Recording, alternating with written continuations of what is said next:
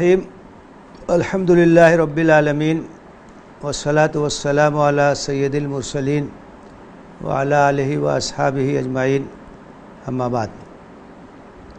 برادران اسلام، رمضان کا مبارک مہینہ اپنے اختتامی مراحل میں ہے۔ 27 تاریخ گزر چکی ہے، اب صرف چند روز باقی ہیں اور بہت جلد یہ مبارک مہینہ ہم سے جدا ہونے والا ہے۔ ایسے موقع پر ہمیں اپنا احتساب کرنا چاہیے، جائزہ لینا چاہیے کہ اس مہینے سے ہم نے کتنا فائدہ اٹھایا۔ یہ نیکیوں کا موسم بہار جو یہ پیغام لے کر کے آیا تھا کہ اپنی مغفرت کا سامان کر لو اور اپنے دامن میں زیادہ سے زیادہ نیکیاں سمیٹ لو، ہم نے اس سے کتنا فائدہ اٹھایا، اس کا جائزہ اور اس کا احتساب ہونا چاہیے۔ جو باقی ایام ہیں ان سے فائدہ اٹھانے کی کوشش کرنی چاہیے۔ اس موقع پر ایک بڑا نازک مسئلہ جو ہمارے سامنے ہے کہ لاک ڈاؤن کی وجہ سے اجازت نہیں ہے کہ مساجد میں یا عبادت گاہوں میں زیادہ لوگ اکٹھا ہو سکیں، تو عید الفطر کی نماز کس طرح سے ادا کی جائے گی؟ ظاہر ہے کہ اس وقت جو وبا آئی ہوئی ہے کرونا کی، وہ ایک عالمی وبائی مسئلہ ہے جس سے ساری دنیا پریشان ہے، اور اس کی روک تھام کے لیے جو تدابیر اختیار کی جا رہی ہیں اس میں ساتھ دینا ہمارا اخلاقی فریضہ ہے۔ تو حکومت کی طرف سے جو پابندی ہے اس کا لحاظ کرتے ہوئے جتنے آدمیوں کی اجازت ہو اتنے لوگ عیدگاہ میں نماز پڑھ لیں۔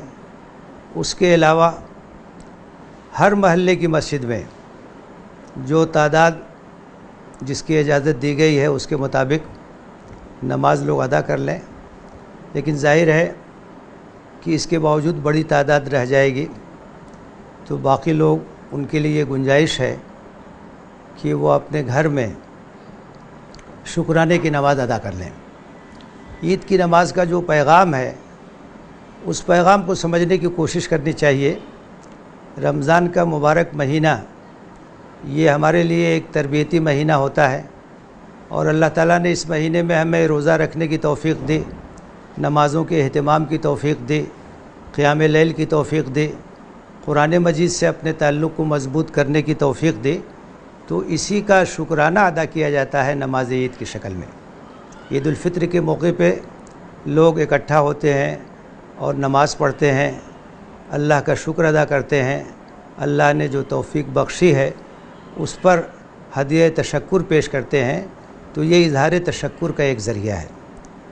اس موقع پر ظاہر ہے کہ سنت تو یہی ہے، نبی کریم صلی اللہ علیہ وسلم کا معمول یہی تھا کہ آپ عیدگاہ میں نماز ادا کرتے تھے، لیکن اگر کبھی کوئی مجبوری ہو جائے تو شریعت میں اس کا لحاظ کیا جاتا ہے۔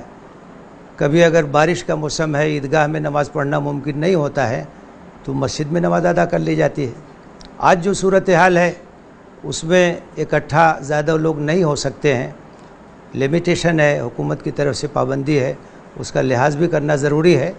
تو ایسی صورت میں اس کا خیال کرتے ہوئے ہمیں اپنے گھروں میں بھی اس کا اہتمام کرنا چاہیے، تاکہ عید کی جو سنت ہے وہ باقی رہے اور اس سے ہمارا تعلق قائم رہے، اور 2 رکعت نماز پڑھ کر کے ہم اظہار تشکر کر سکیں اور اس پیغام کو یاد رکھیں۔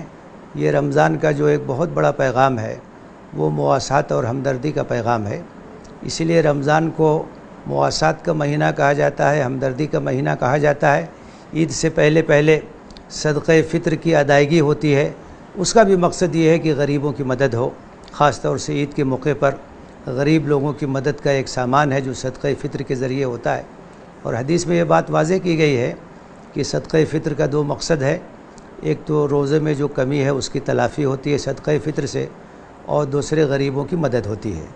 اور مجموعی طور سے مواسات اور ہمدردی کا جو پیغام رمضان کا مہینہ دیتا ہے، آج کے حالات میں اس کو یاد رکھنے کی بہت ضرورت ہے۔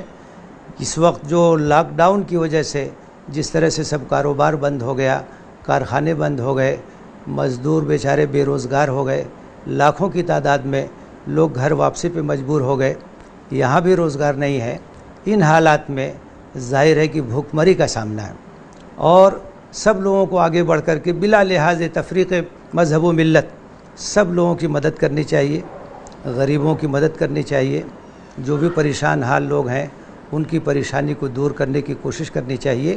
یہ عید کا ایک بہت بڑا پیغام ہے اور رمضان کا ایک بہت بڑا سبق ہے، مسلمانوں کو بڑھ چڑھ کر کے اس میں حصہ لینا چاہیے۔ اللہ کے رسول صلی اللہ علیہ وسلم خاص طور سے عید کے خطبے میں صدقہ اور خیرات اور انفاق کی تعلیم دیتے تھے، اس کی ترغیب دیتے تھے۔ سیرت سے معلوم ہوتا ہے کہ نماز پڑھانے کے بعد وہ خطبہ دیتے تھے جس میں صدقہ خیرات انفاق پر ابھارتے تھے۔ اس کے بعد جو خواتین کا حصہ ہوتا تھا عیدگاہ میں، وہاں جا کر کے خاص طور سے خواتین کو بھی ترغیب دیتے تھے اور خواتین بھی بڑھ چڑھ کر کے خرچ کرتی تھی، انفاق میں حصہ لیتی تھی۔ تو اس وقت اس پہلو کو ابھارنے کی ضرورت ہے اور مسلمانوں کو اس طرح کی تعلیمات پر عمل کرنے کی ضرورت ہے۔ اللہ کے رسول صلی اللہ علیہ وسلم کا ارشاد ہے، افشوا السلام واتموا الطعام وصلوا باللیل والناس نیام تدخلوا الجنۃ بسلام۔ سلام کو رواج دو، لوگوں کو کھانا کھلاؤ، رات میں جب لوگ سوتے ہیں نماز پڑھو، جنت میں سلامتی کے ساتھ داخل ہو جاؤ۔ اللہ سے دعا ہے کہ اس موقع پر اسلام کے اس پیغام رحمت کو ہمیں عام کرنے کی توفیق دے، اس پر عمل پیرا ہونے کی توفیق دے، اور عید کے اس پرسعید موقع کو اللہ تعالیٰ سب کے لیے سعادت اور خوش بختی کا ذریعہ بنائے، آمین۔ وآخر دعوانا ان الحمد للہ رب العالمین۔